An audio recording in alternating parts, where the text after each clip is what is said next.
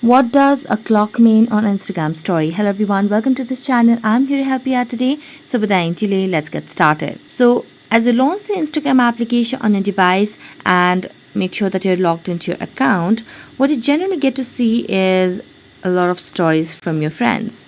So you'll be able to see different icons over here on your story. So there might be a situation where for some reason you're in Instagram and you see somebody's story on Instagram that has a little clock icon on it.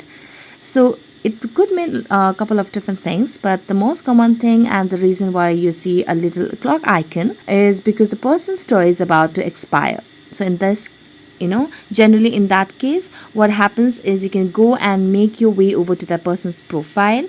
So you can just go and make a view over here on their profile at the top left corner, and you can see that there is no clock icon over here for now, because the story is not about to expire. It just has been posted some minutes ago, so it is at least 24 hours active. So if any story is about to expire, you get to see that clock icon, which you can see in this case there is no clock icon as of now. So that's it. Thank you so much for watching this video. See you next time.